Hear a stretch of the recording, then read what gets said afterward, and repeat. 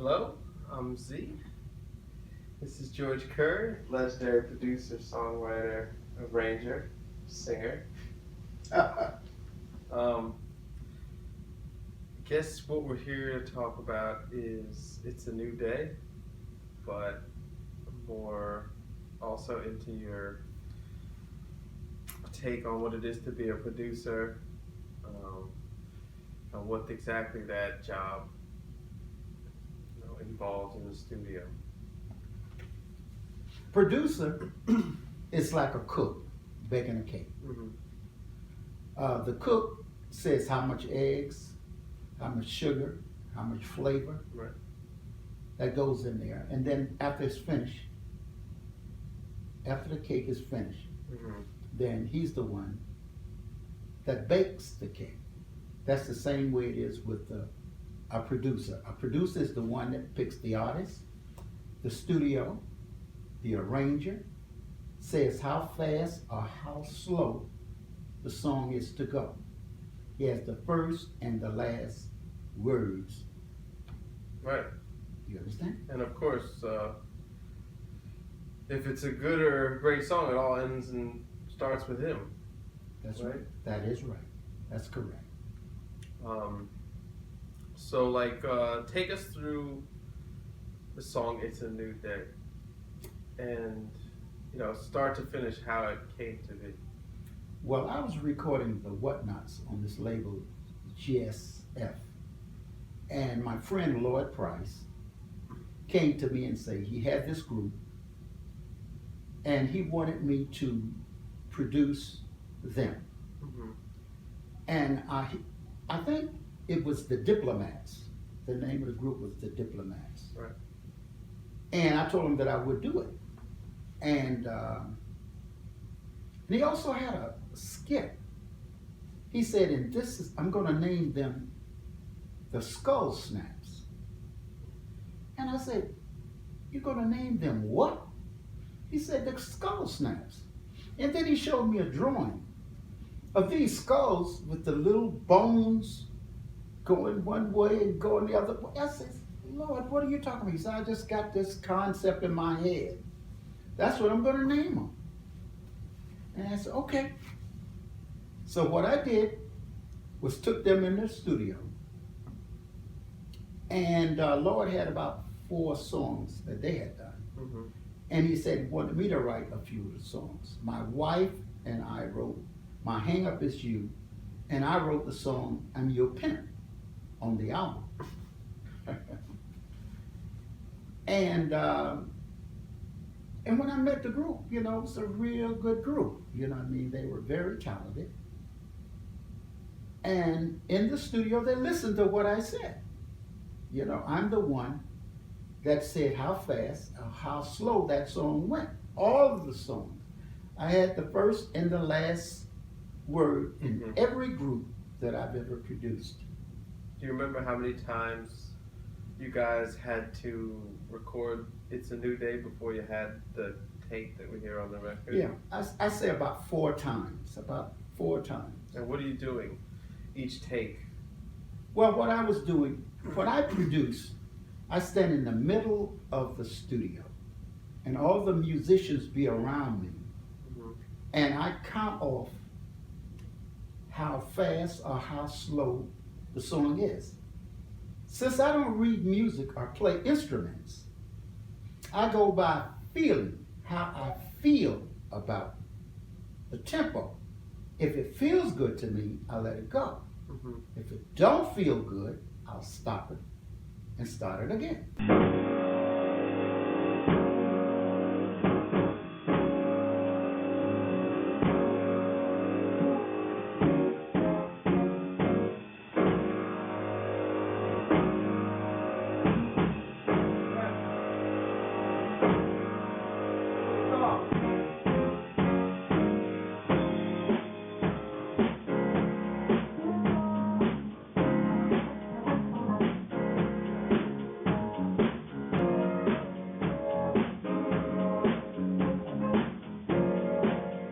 I know the rhythm track is done when I get a certain feeling.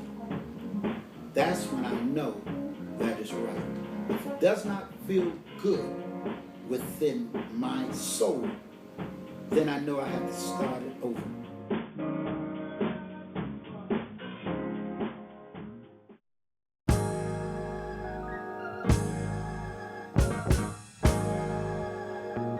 After the rhythm track is done, then I start to hear background parts, different notes in my head. Back in the day, I used to use people like the OJs, Ray Goodman and Brown, the Manhattans, Linda Jones. But since I'm doing this project on Zach, I was very hesitant because of the odd notes that I used to try Zach. But this kid was energetic, very energetic. He believes that he can do anything. So I gave him a chance to be able to do backgrounds with me, with these unorthodox notes. And to my surprise, he was able to do it. I want to make sure that everything is right. So I'm very, very, very hard. And I made a whole lot of different artists cry. Some go to the bathroom, like Garnett in the Whatnots. I was so hard on Garnett, he went to go to the bathroom. I heard him crying in there. I said, come on out of here and do this song. And when he came out, and I was so hard on him, but the song came out. It's I'll Erase Away Your Pain. So I am very, very hard, so I was very, very hard on Zach. It's the first time Zach has really, really been in the studio with a professional. And at some time I was so mad with Zach, I didn't know what to do. But you know what? The kid kept taking it. There was no tears, there was no nothing. He kept coming back, kept coming back. And to my surprise, he caught on to all the things that I was telling him.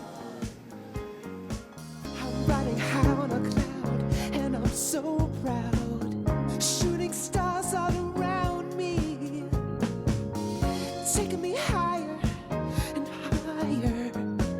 I see balls of fire, faster than the speed of light. Oh, what a flight! There's no day or night. Oh, what a sight! Energy all around me.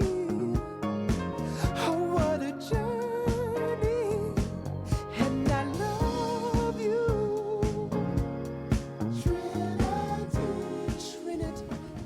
What were you doing every time you take a new take? I would get a certain feeling. When it was right, I knew it was right. And it didn't feel good until around the fourth take. The first one didn't feel good. I don't know whether or not it was too slow or too fast. But all I know that it did not feel good. You know, it has to feel good. As soon as it feels good, that's when you keep it? That's when I keep it. Okay. And I mean, and even though you don't understand musical notes in like the traditional like music theory sense, you still know when something doesn't sound right to your ears. If a chord doesn't have the right colors or That's right. rhythm wrong or something. That's right. Richie T, when I first started to produce these records, and I would tell Richie T, the piano player, what I wanted, I would hum parts to. And he said, some of the chords that I was giving him, that I was humming, he said, defies the music. You know, he says it was wrong.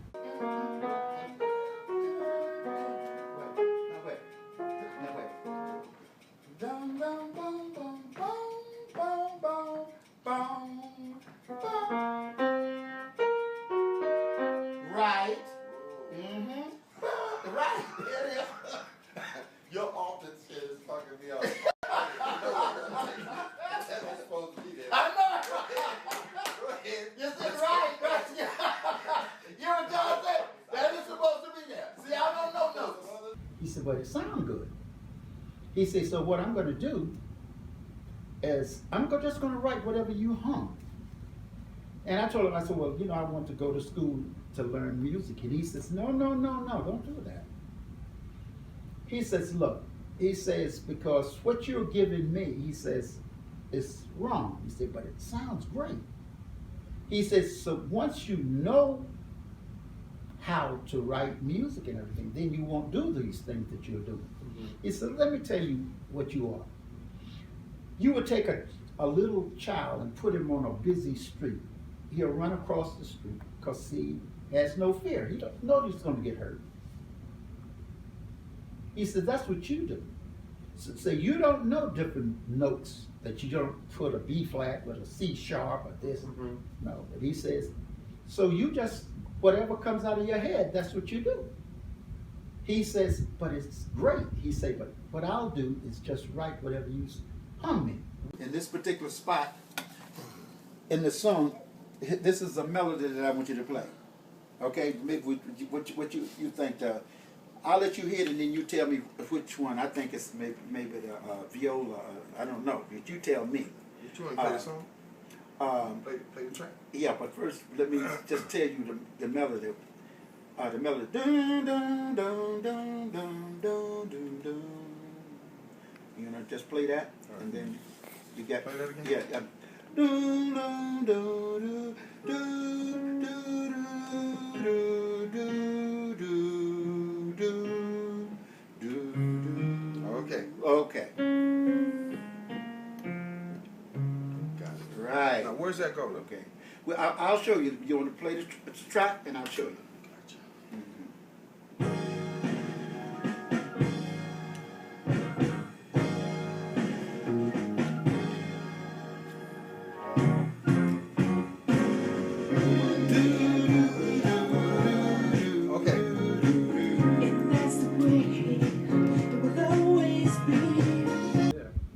And so that's how I come up with those unorthodox notes. So in a way, I feel like you do play an instrument. You know, you play your voice because you're not tone deaf. So when you hum things, you're humming actual notes. Yes. So in a way, you almost do play an instrument because you're a singer first. Yes. You were a singer in the Serenaders. Yeah, the Serenaders was the first group, and then I took the leads from Lil Anthony and the Imperials. Mm-hmm. But I also hear string parts, yeah. flutes. So you hear oboes. you hear the things, but you use your voice as a way of expressing. Just a string arrangement. Yes. Yeah. With soprano solo sax. I'm going to have a soprano and strings battling each other. That's never been done.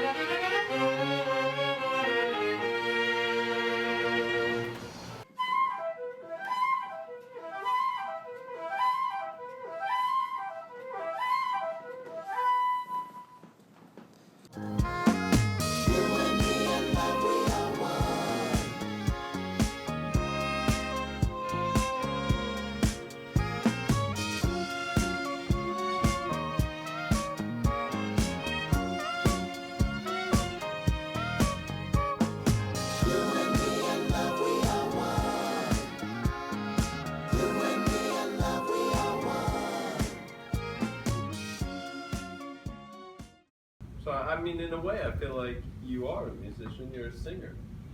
Yeah, God blessed me with that talent. I started to write songs when I was about 7 years old. I used to write poetry. Yeah. And when I got to be about 9, then melodies started to come to me. Okay. Why do you think It's a New Day became the birth of hip hop? You know, because people have sampled it so many times. It's one of the most sampled samples in sampling history, if I'm not mistaken. Yeah, I think it's been sampled about 450 some odd times from some of the biggest artists, Yeah, the big artists. yeah. Some of the first hip hop artists. Yes, they was calling me the father of hip hop because the song had been sampled by so many of the big groups, hip hop groups. And it's just been, you know, when I went into the studio and it felt real good to me, I felt that we had something. I didn't know exactly what, but I know that that tempo just felt so good. Same way it was when I went in with Hypnotize and all the rest of the songs, the groups that I recorded, you know, the tracks felt good, but I was in the studio and directing the tempo on every hit that I've ever had. But you never could have predicted the hip hop sound and that they would be taking your old records and turning them into, you know, modern day hits. I never in a million years thought that I would be getting paid for something that I did in 1973. This is when you did It's a New Day? Yes. Okay. And what I wanted to do too, Zach, no one ever attempted to do It's a New Day over. They always just sampled it. Right. So I went into the studio and re-recorded It's a New Day to see could I get the same feel that I felt the other time. And I did. And I did it with this kid by the name of Rod Templeton. I think he's one of the most talented people that I've ever met in my entire life. He's handicapped, but he plays everything with just one hand. Wow. And when you hear this track, both of these tracks on It's a New Day that I did, he's playing everything, but his wife is doing the guitar and the bass. They are some very talented people. And your daughter's on it too, right? Yes, my daughter is doing Mad Mama Says It's a New Day. Which is a remix of of your new version of It's a New Day. Of It's a New Day. Come on. Yeah, it's gonna be a new day. Yeah, come on.